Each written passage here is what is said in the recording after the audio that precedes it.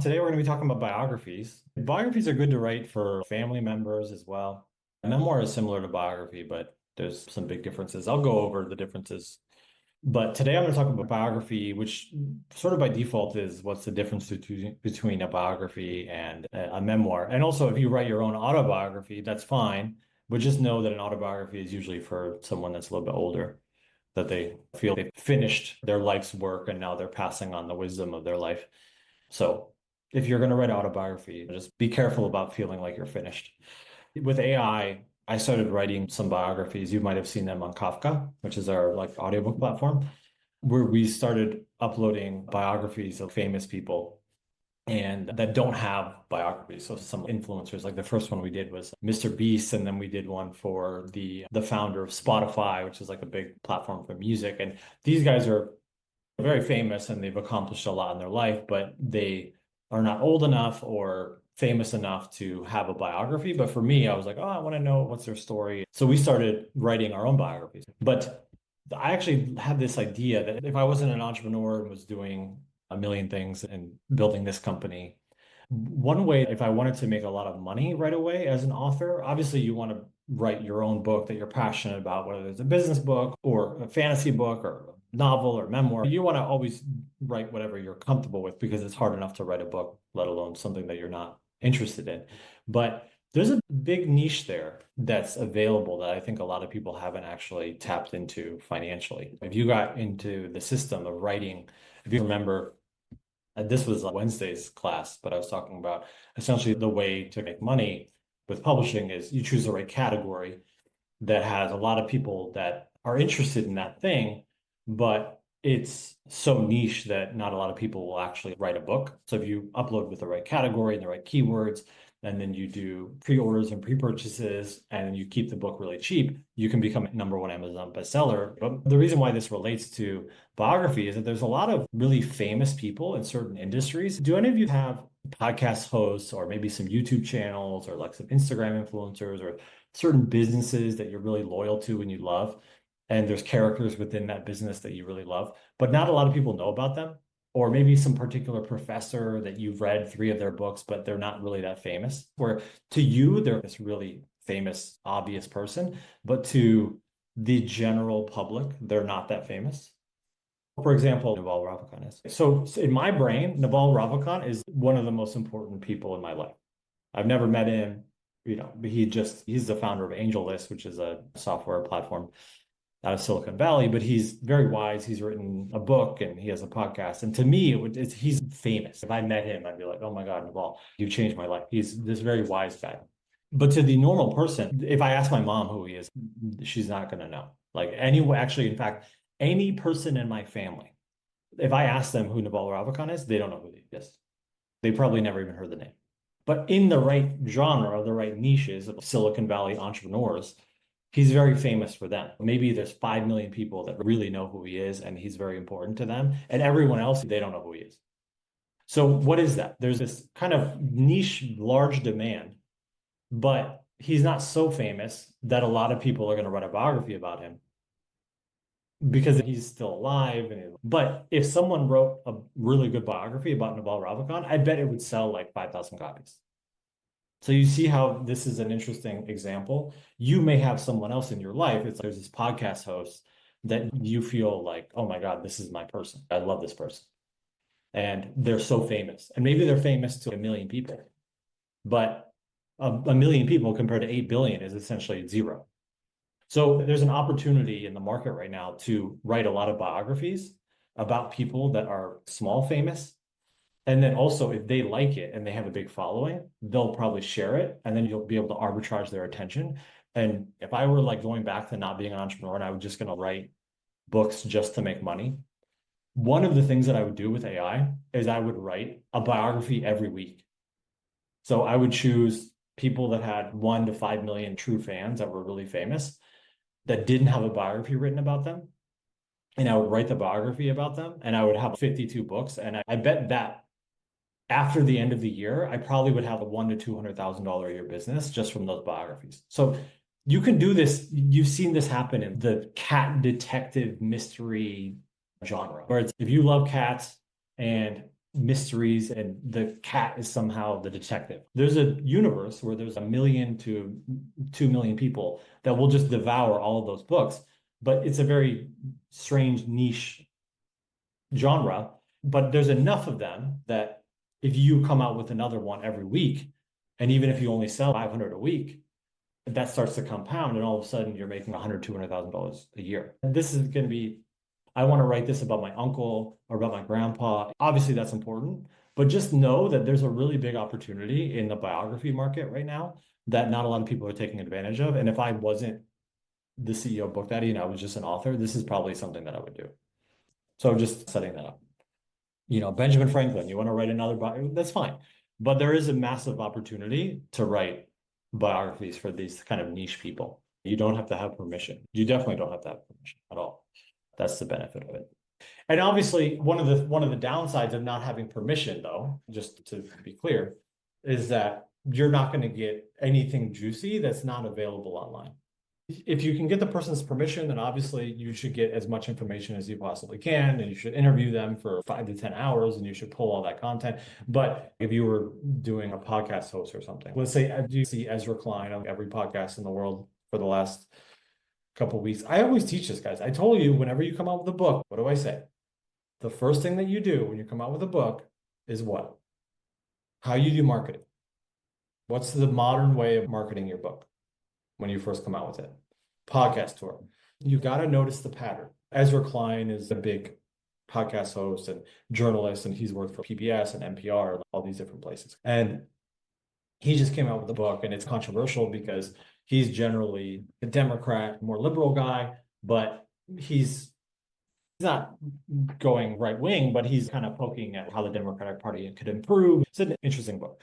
But if you follow a lot of podcasts, you'll have seen him repeatedly on all of these podcasts. Essentially, you can't not see him. He's on probably 100 podcasts in the last 2 weeks. Why is all of a sudden Ezra Klein on 100 podcasts in 2 weeks? Why is that? Because he just came out with a book. You notice the pattern. That's what happens. Any show that you watch, like you watch The View, cool. If you watch late night shows, cool. If you watch Good Morning America, or you listen to New York Times podcast, or you listen to Tucker Carlson podcast, whatever it may be, you'll notice the pattern that whenever there's a big new book comes out, the author will be on all of those shows and all of those podcasts all at once. Why are they doing that? Because they want to become a bestseller. They want to build up momentum. Then a lot of people have it. And then if it's a good book, they'll tell their friends, and then their friends will go. And then all of a sudden it'll become like more of a bestseller for long term. This is how publishing works. I'm not joking about the podcast tour. The big guys do it, small guys do it, everyone has to do it. And my point is that someone like Ezra Klein is very famous. And Ezra Klein doesn't have a biography written about him. But there's literally thousands of hours of content about him telling his opinions and his stories. So you could download that information, summarize it, put it into Book.AI, follow a sequence, write a biography of Ezra Klein, have it come out the same time as his book, and he's going to get 100,000 people to buy his book in this month. And maybe 5,000 of them are like, who's this Ezra Klein guy? Does he have another book? Oh, he doesn't? Oh, there's a biography. They're searching on Amazon. It's like Ezra Klein. And then your biography of Ezra Klein comes up, and all of a sudden you just made like $50,000. You're arbitraging the attention of someone else. So I'm not saying this is something that you have to do, but you need to understand the business side of it. It's the same thing with t-shirts. Have you ever seen there's a meme or some big event happens, and then all of a sudden you can buy a t-shirt online with a picture of the event within 1 hour? It's totally insane how fast people can build businesses on top of trends. But anyways, biography is a really cool thing for your family and for your loved ones, but it's also a really cool thing for business. So what's the difference between a memoir and a biography? So memoir, first person, specific time versus entire life. That's pretty much it. Stylistically, sometimes they're shorter, longer chapters. Memoirs are usually a little bit shorter, but that's not necessarily an absolute make or break. You could write a memoir with ridiculously long chapters if you wanted to. I'll give you an example. It's not technically memoir, but everything Jack Kerouac has ever written is pretty much memoir, and he has very long chapters. But anyways, so this is the difference. And what do I mean by specific time versus entire life? I know it sounds like intuitive, and I've said this before, so maybe one of you will get it. from a previous lesson. Yeah, it essentially just means any time period that's not their entire life. Think about our life and think about it. Childhood, and then you have what's after childhood, adolescence, which is a little bit coming of age. And then what's after adolescence in terms of genre? This is the biggest genre in the world right now. I'll give you a hint. This is a brand new genre, by the way, that's coming up, is early adult. But what's here? What's the Hunger Games? What's missing here? Coming of age is usually the storyline, young adult.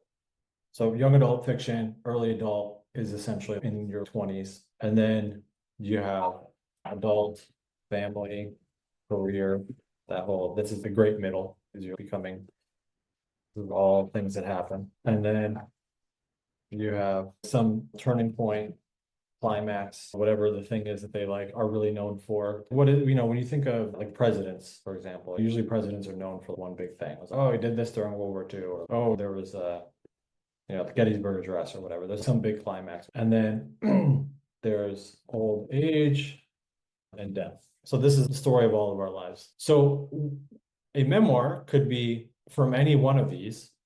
Okay. It could be transition from one to the other, but it also could be literally a weekend, or it could be one day.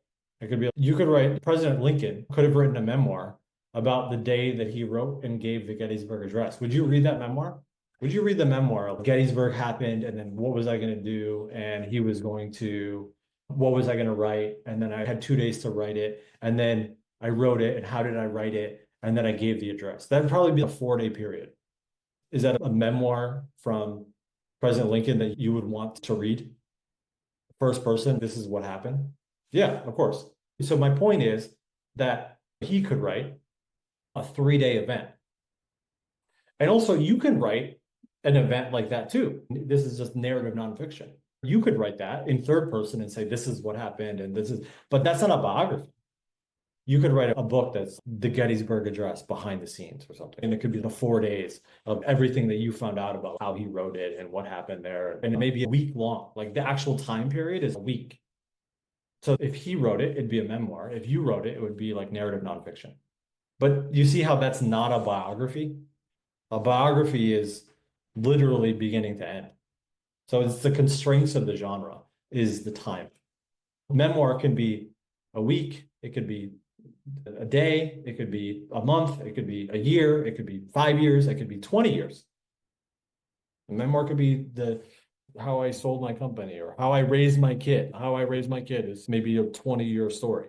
But that's not a biography because it's missing your childhood, it's missing your relationship with your parents, it's missing everything after that. So the memoir, that's a different thing. The definition of something is like often what it's not. Black is the absence of, and white is all of the colors combined. It's, you define things by other things. So a biography is necessarily all. It has to be all. That's the definition of a biography. You have this, all right? Now, the chapter is essentially going to write themselves. So there's going to be a chapter on childhood. There's going to be a chapter on adolescence. There's going to be a chapter in young adult. There's going to be a chapter in early adult, family, career. This is going to be a lot of chapters. Some big event that's why are we even writing this person's biography is usually they got some job or they solved some problem or they invented something or they moved the family from Germany to America or whatever the thing is. And then there's going to be old age, and this is wrapping it all up. In conclusion, this is what we learned. These are the life lessons. We know that this is going to be the story because this is the story of everyone's life. There's nothing to invent here. But you're going to want to also come up with what are the actual interesting points here. And the way you want to think about this, there is no rule for the number of them. So this is where you can get creative. The biography, you see this with a lot of, I know this is like a really dark thing to say, but people that were, let's say, abused as a kid. There's like a genre of people that overcame their disability or they had leukemia. In this case, pretty much all of the important events in their life are going to be smashed between the age of 12 to 20, or vice versa. Maybe they overcame an addiction or something. In their 20s, they were homeless and addicted to drugs. Then like most of the juiciness of their story is probably going to be an early adult. Or if they're a politician or a business person and they built this company and they done a lot of their stuff is maybe going to be here. So you don't want to arbitrarily have equal number of chapters for every point of the biography. That's not the point. You still want to tell a compelling story. For example, in the Elon Musk biography, the number of chapters it took to get to his first company in Canada was like 2 chapters.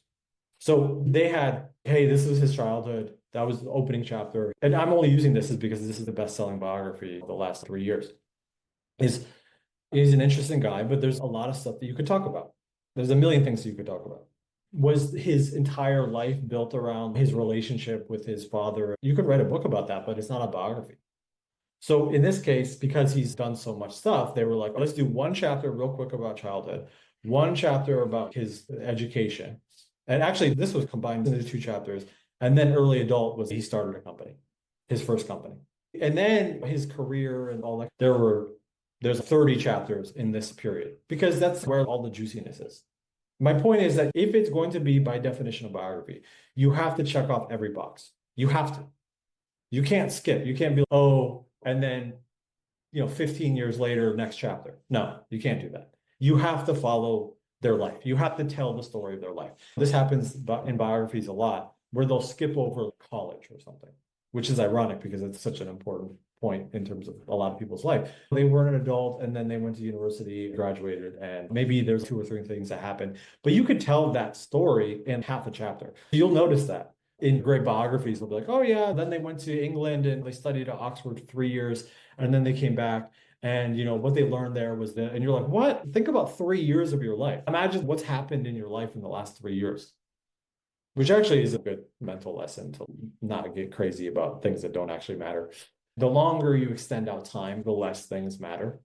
I used to have this rule that I used to ask myself, will I remember this in 7 years? For whatever reason, I chose 7 years. I must have heard it on a podcast. If I was anxious about something, stressed out about something, or worried about something, I'm like, am I going to remember this in 7 years? Will I remember this thing that happened? And if the answer is no, then you shouldn't worry about it. But anyway, it just means that by default, if you extend time, it doesn't actually matter. But my point is that 3 years is a long time, but this happens in biographies all the time. And they're like, oh yeah, and then they moved to a farm and they got to know the community and they built up their farm. And over the course of the 4 years, they learned a bunch of things. But it wasn't until they met Mr. Did things get interesting. And then it's like, holy shit, you just went over 4 years in 1 paragraph. Now, that's going to happen in boring parts of your life or boring parts of the biography's life. So what you need to do is you need to say what happened in their childhood, what happened in their adolescence, what happened in their young adult, what happened in their early adult, what happened in their family career, what happened in the turning point, and the reason why you're actually even writing their biography, because there must be something that it was important as to why you're doing it. And that's the big climax. And then it transitions into old age and what's their life lessons, essentially. You have to have that. But where you emphasize, where you're going to have 10 chapters or 15 chapters or 5 or whatever it may be, instead of just 1, is going to depend on what they're known for and what was the thing that was most interesting. If it's a biography about a child actor, let's say, there's a child actor got super famous when they were 10 years old because they were on a Disney show, and then they went and lived on a farm with all of their money for 10 years, but then they got into drugs, found religion, they started a church and had their church for 20 years and they died. So imagine that's the story. So where is there going to be a lot of intensity? The chapters. Their childhood, no. It's just going to be like whatever. But then their adolescence is where, oh my God, they were like a Disney show person. There's going to be a lot there. And then there's probably going to be a lot of the young adult. The early adult, there might be some chapters, but not that much. The farm for 10 years, it's probably not a lot. But then, oh my God, they found Jesus. That's crazy. Let's have a lot of chapters about that. And so now we have a lot there. And then they had the church and it's over. This is where the chapters would be in the timeline. But you notice that you have to hit something on every stage, even though some of them are not that interesting, you still have to hit some of those points. You have to do it chronological with a biography. And if you do that, if you just ask yourself, what are the most interesting parts and where do we want to emphasize the story, then all of a sudden you essentially have your outline for your chapters written by default. So usually there's something that happened. So when you're interviewing someone, you're interviewing your uncle or your grandpa, and they're telling their story, what are the things that they usually highlight in your life? When you even ask yourself this question, what are you highlighting in your life? So if I say, oh, tell me the most important things that happened in your childhood, What are the, yeah, so accomplishments, but define significant event because that's almost answering the question with the question. It's what makes something significant. Unique, meaning unusual. When they say, if I ask you the question, tell me something about yourself that if I asked 1,000 people randomly on the street, none of them would have that experience. Like, what's something about that? If I just asked 1,000 people on the street right now, this is called a simple random sample. I just went on the street and I was like, hey, have you ever, and if I asked 1,000 people and you were the only one that had that experience in your life, then that's interesting. Now, caveat to that is that there's a lot of not that unique things that don't have people that are really good writers about it, though. So, how many books are there written? I'll give you an example. How many books are there written about writers? A lot. Why? Because writers are going to write about writing. Writers are going to write about books. Writers are going to write about whatever. But how many writers have written a detailed story of a coal miner? Not a lot. Why? Because the education that's required to be a coal miner is not really on the same as writing. So there are some things that are unique, not necessarily because they actually are unique, but they're unique because people don't write about them. So we don't have a lot of unique stories of that type of person. So unique is a little bit relative, but you get the idea. So accomplishments, unique, those are both good. There's one more that's really important. And this is what people are afraid of. But really great biographies are really just like stories of these failures, which is why people's obsession with not failing is totally backwards from reality.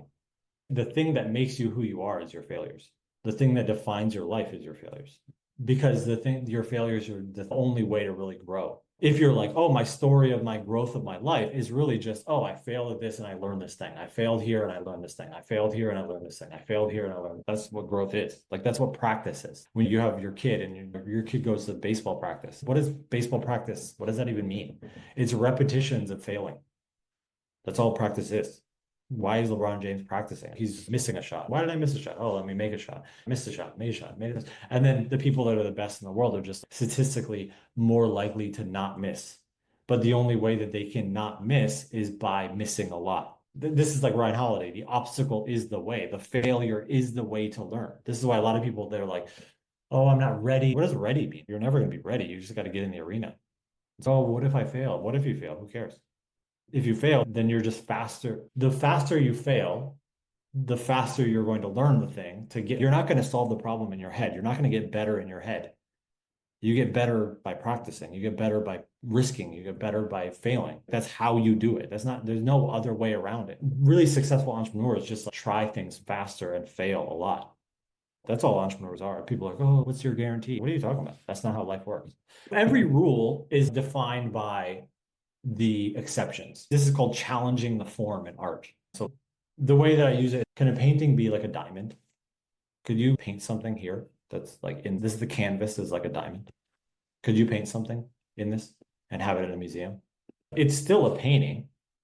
Oh, there's a thing on the wall and it's a visual thing and it makes me feel something and it makes me think about life and it brings up some emotion. But it's weird because it's in the form of a diamond and most paintings are in the form of a square or rectangle. So it is weird. It's challenging the traditional form, but it's still in the genre of a painting. You can always tweak this and challenge the form. You could say, oh, I'm going to write a biography, but it's actually in the form first person fake letters. It's written in the format of him or her writing letters to his son or daughter that I made up. So it's actually first person, but it's actually just telling his biography, but in a weird format. Yeah, you could do that. There's no rules. You can do anything. Now, will people feel uncomfortable with it? Will it be hard to follow? It depends on how good you are at execution. That is the case. Now, I will say this, every great artist that you love challenge the form in some way. This is called an iconoclast. When you define what an iconoclast is, it's usually someone that challenged the form and then created a new form because they challenged the form. Now, a lot of people will challenge the form. I lived around Portland, Oregon for a while. Portland, Oregon is known for hipsters. You've probably seen the sketch comedy show, Portlandia. It's a funny place. They're very themselves. And there's a stereotype of people being musicians. Their sound is, and that's their music. And I guess you're challenging the form of music technically, but it's maybe not good. And then a really extreme artist would be like, you don't understand my genius. It's, I just don't like it. You can challenge the form in a way that no one likes and no one's going to buy and no one understands your genius. Or you can challenge the form in a way that creates a new genre or creates a new way of doing things. And it's, wow, this is amazing. The truth is, yes, you can always do anything, honestly. Could you have a book where there's a QR code in the middle and then it links to a Spotify song where it says, listen to this song while you're reading this chapter? Yeah, you can do whatever the hell you want. There are no rules, but there are genre guidelines. So just know that if you're going to write a biography about two people in one biography, it's going to feel uncomfortable for the reader. And maybe you crush it and all of a sudden this becomes a whole new genre. But here's the thing.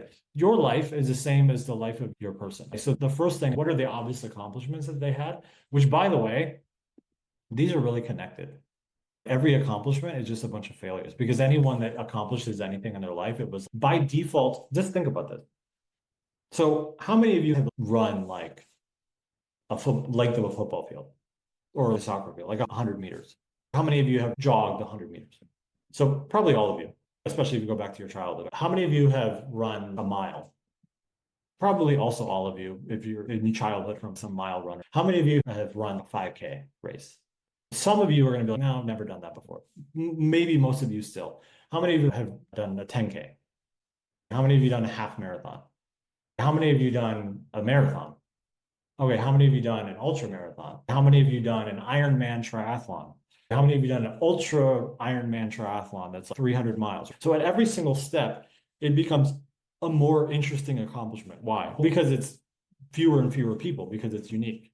But why do people that have run a mile not run a marathon? Because it's hard. And you have to struggle and fail. And in order to get to, oh, I have to do a mile, I have to practice and fail and be really tired and feel like I can't do it. You have to push past that pain. And I'm just using this as an example because it's an obvious thing. Then I did a 5K. That was really hard. And then I practiced and then I failed. And then I did a 10K. And then you just continue on. My point is that every accomplishment by default has the failure. What does this remind you of, by the way? What is this? What's after the old world in storytelling? You start with the old world, and then you have an inciting incident. And then what's after the inciting incident? So there's something that happens, and then what? They has to call to adventure, and then usually they doubt and they say, no, I don't want to do it. And then they go to the new world. And the new world doesn't have to be literally a fantasy new world, but it's a new reality. So now I have a new job, or I moved towns, or now I'm responsible for something. Now I have a kid. A kid is a new world. There's something that happened. And then after the new world, there's usually the mentor. And then what happens after the mentor is they go on the adventure. And the adventure always looks like this. Like in Save the Cat, he calls it fun and games, but it's also in, you think of Achilles or all these heroes, or in video games, these are different levels. They're like the trials. What happens in a video game when you have trials? You go through another level, and then at the end of the level, you get what? You get some new skill or some new weapon that you'll need in the next level. The pattern is everywhere. And then there's the climax and the final boss. And then in order to win, they usually have to win externally, but then they have to learn internally. This is the super 101 of storytelling. And then whatever they learn, they accomplish something. They like, oh, now I have the ring, so I have the power, or now I'm the king, or I have the sword, or I learned this lesson. And then they go back to their old world and they say, oh, this is why we should be better. And the cycle continues. So this is the basic hero's journey story. If you're really good, a very small version of this happens in every beat, in every chapter, in every part, in every act, and then also throughout the entire book. And then also there's even a bigger version of this if you're writing a series. So it's a fractal. The small version is true and the large version is true. But you'll notice that in order to get the accomplishment is here. This is why this story is important, because there was something that I either learned or there's something that I either got. There's some big accomplishment. In order to get the accomplishment, what did you need? You needed to fail a bunch.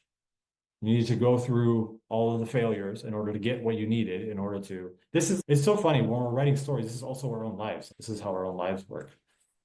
And at every single stage, people will give up. And that's why it's an accomplishment. Like if it was easy and if it was, oh, this is the step by step and then you just have to do this, then it wouldn't be an accomplishment. It wouldn't be interesting. Then it would just be, no one's, oh yeah, I accomplished this great thing because I had water today. Everyone drinks water. That's why it's not an accomplishment. The more difficult the thing is, the more people quit at every single stage. Some people, they don't even comprehend, oh, I want to write a book or become a bestseller. They try to write a book, get frustrated and stop. They outline a chapter and then stop. They write a little bit of a chapter and then stop. And then they outline the whole book and then stop. They write 3 chapters and they're like, this sucks and I'm going to quit. It's okay, good. Then there's less competition. At every single stage, the more you get to the end, the fewer people there are because they couldn't deal with all of those trials. At every single one of those trials, they were like, this is too hard, therefore they quit. Therefore, they're not really going to be anyone that you're going to write a biography about, essentially the person that overcame just a bunch of failures. And where everyone else was like, I'm going to stop, they just kept going. So my point is with a biography is that, yes, you're going to chronologically write the entire story, but you're also going to find like their biggest failures and you're going to find their biggest successes, which by default, the story of their success was that it was difficult, which means that it's about their failures. So the funny thing, whenever I teach biographies, or I talk about biographies, or I write biographies,